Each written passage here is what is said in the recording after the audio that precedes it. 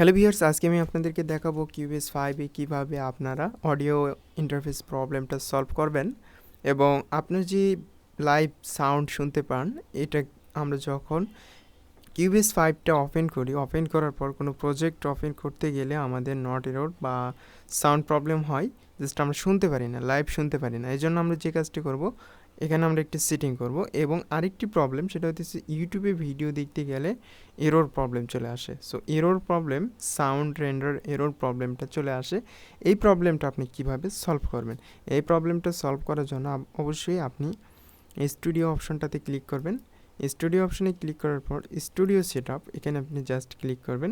এখানে ক্লিক করার পর আপনি অবশ্যই এই অপশনটা দেখতে পারবেন। এই মোডে থাকলে জাস্ট আপনি এটা এফএল মোডে সেভ করে জাস্ট সুইচ বাটনে ক্লিক করে জাস্ট ওকে বাটনে ক্লিক করে দেবেন। এরপরে আপনি যদি এখানে দেখুন ক্লিক করি, তাহলে আপনি লাইভ শুনতে পারবেন এবং দেখতে পারবেন এবং আপনি এখান থেকে ভিডিও অডিও প্লে করলে আপনি করবেন।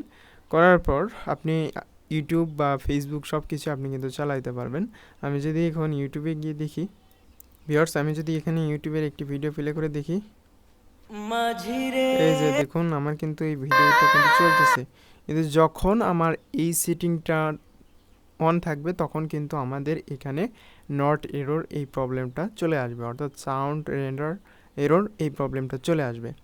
এটা ফিক্সড করার জন্য মূলত এই সেটিংটা আপনাকে করতে হবে। স্টুডিও অপশন থেকে স্টুডিও সেটআপ, জাস্ট আপনি বিএসটি অডিও, এখান থেকে যদি এই সেটিংটা থাকে তাহলে আপনার অবশ্যই এই অডিও সাউন্ড আপনার মনিটরে লাইভ শুনতে পারবেন না বা দেখতে পারবেন না।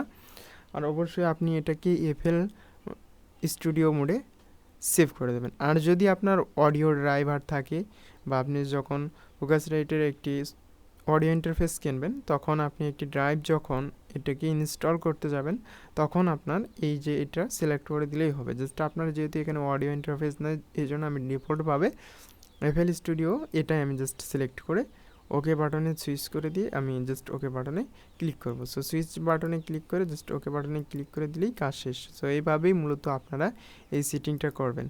আর যদি ভিডিওটি ভালো লাগে তাহলে অবশ্যই ভিডিওতে একটি লাইক, কমেন্ট করবেন এবং চ্যানেলটি সাবস্ক্রাইব করে রাখবেন এবং পাশে যে বেল আইকন রয়েছে সেটি ক্লিক করে নোটিফিকেশন অন করে দেবেন।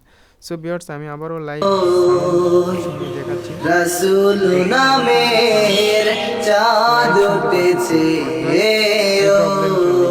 যখন আমার এই সেটিংটা হইতে আইরে ছুটে দেখবি যদি